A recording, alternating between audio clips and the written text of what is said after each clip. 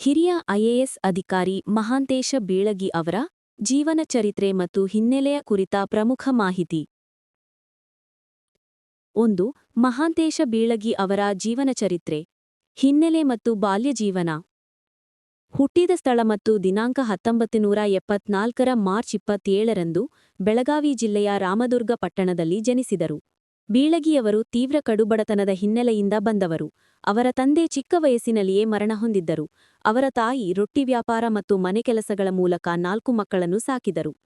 ಬಾಲ್ಯ ಜೀವನದಲ್ಲಿ ವಿಧವಾ ವೇತನಕ್ಕಾಗಿ ತಮ್ಮ ತಾಯಿ ಲಂಚ ನೀಡಬೇಕಾಗಿ ಬಂದ ಸನ್ನಿವೇಶವು ಅವರಿಗೆ ಆಡಳಿತ ವ್ಯವಸ್ಥೆಯನ್ನು ಸರಿಪಡಿಸಲು ಮತ್ತು ಜನಪರ ಕೆಲಸ ಮಾಡಲು ದೊಡ್ಡ ಪ್ರೇರಣೆಯಾಯಿತು ಎಂದು ಅವರು ಸಂದರ್ಶನಗಳಲ್ಲಿ ನೆನಪಿಸಿಕೊಂಡಿದ್ದಾರೆ. ವಿದ್ಯಾರ್ಥಿ ಜೀವನದಲ್ಲಿ ಸಣ್ಣಪುಟ್ಟ ಕೆಲಸಗಳನ್ನು ಮಾಡಿಕೊಂಡು ವಿದ್ಯಾಭ್ಯಾಸ ಮುಂದುವರೆಸಿದರು. ಕರ್ನಾಟಕ ವಿಶ್ವವಿದ್ಯಾಲಯದಲ್ಲಿ ಪದವಿ ಪಡೆದರು. ಕೆಎಎಸ್ ಮೂಲಕ ಉನ್ನತ ಹುದ್ದೆ. ಕಷ್ಟದ ಜೀವನದಲ್ಲಿ ಛಲ ಬಿಡದೆ ಓದಿ ಕೆಎಎಸ್ ಪರೀಕ್ಷೆಯಲ್ಲಿ ಯಶಸ್ವಿಯಾದರು. ಅವರು ಕೆಎಎಸ್ನಲ್ಲಿ 4ನೇ ರ್ಯಾಂಕ್ ಪಡೆದು ನೇರವಾಗಿ ಸಹಾಯಕ ಆಯುಕ್ತರಾಗಿ ಅಸಿಸ್ಟೆಂಟ್ ಕಮಿಷನರ್ ಎಸಿಯಾಗಿ ಸೇವೆ ಸಲ್ಲಿಸಿದರು. 2012ರಲ್ಲಿ ಅವರು ಕರ್ನಾಟಕ ಕೇಡರ್ನ ಐಎಎಸ್ ಭಾರತೀಯ ಆಡಳಿತ ಸೇವೆ ಅಧಿಕಾರಿಯಾಗಿ ಬಡ್ತಿ ಪಡೆದರು. 1.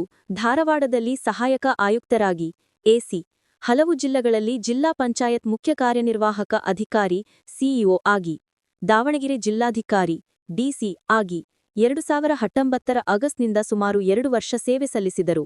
ಬೆಂಗಳೂರು ವಿದ್ಯುತ್ ಸರಬರಾಜು ಕಂಪನಿ ಬೆಸ್ಕಾಂನ ವ್ಯವಸ್ಥಾಪಕ ನಿರ್ದೇಶಕ ಎಂಡಿ ಆಗಿ, ಪ್ರಸ್ತುತ ಕರ್ನಾಟಕ ರಾಜ್ಯ ಖನಿಜ ನಿಗಮದ ವ್ಯವಸ್ಥಾಪಕ ನಿರ್ದೇಶಕ ಎಂಡಿ ಆಗಿ ಕಾರ್ಯನಿರ್ವಹಿಸುತ್ತಿದ್ದರು.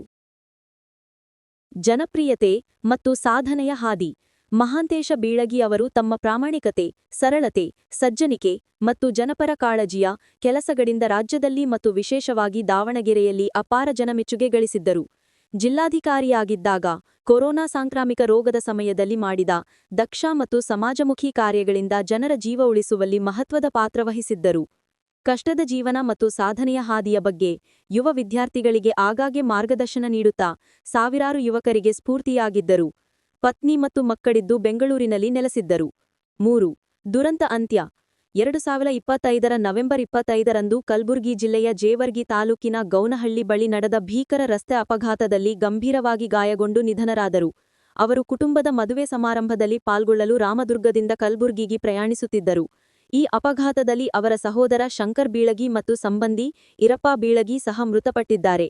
ಮಹಾಂತೇಶ ಬೀಳಗಿ ಅವರು ಬಡತನದಿಂದ ಉನ್ನತ ಮಟ್ಟಕ್ಕೆ ಏರಿದ ಧೀಮಂತ ವ್ಯಕ್ತಿತ್ವವಾಗಿದ್ದು, ಕರ್ನಾಟಕ ಕಂಡ ದಕ್ಷ ಮತ್ತು ಜನಸ್ನೇಹಿ ಅಧಿಕಾರಿಗಳಲ್ಲಿ ಒಬ್ಬರೆಂದು ಗುರುತಿಸಲ್ಪಟ್ಟಿದ್ದಾರೆ.